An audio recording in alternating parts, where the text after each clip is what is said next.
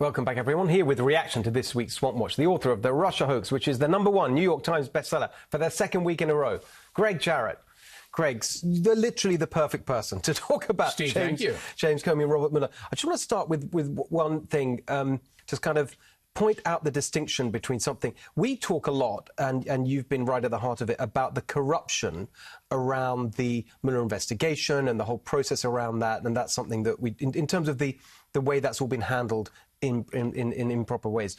This is a different sort of corruption, right? In terms of the way they exploited their government jobs before the Mueller investigation even got going, right. In the sense that they're just the swamp creatures just like everyone else. What do you make of that? Well, you're absolutely right. They were leveraging their friendship to make more than $1 billion for Comey's employer. And of course, Comey is enriching his bank account all at the same time. But it's typical of these two, have been thick as thieves for years and decades in Washington, D.C., cashing in on their friendship in ways that are both financial and, of course, in terms of gaining high positions of public office.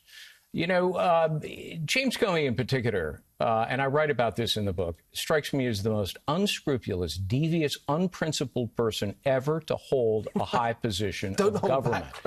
And, you know, I open my book by talking about his vainglorious book that he wrote. That's such a great word. Which is just nauseous. He sermonizes about lies and lying people when, in fact, he's the guy who has perpetrated the biggest hoax in modern American history.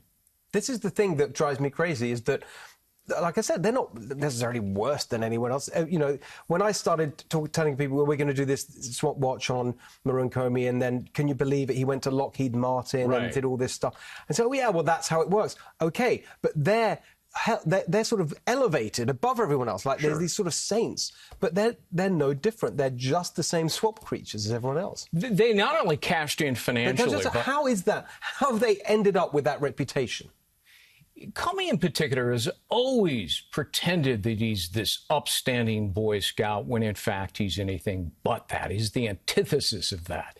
The word honorable is not in his vocabulary unless he's trying to sell a book or burnish his image.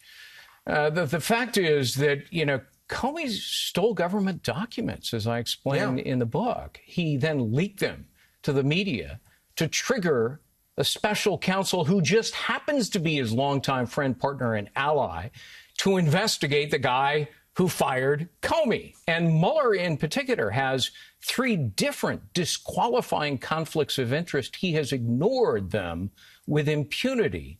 And then he doubled down and assembled a team of partisans. Mueller has sabotaged the integrity and the credibility of his own investigation. And Americans know it. Just look at the recent polls.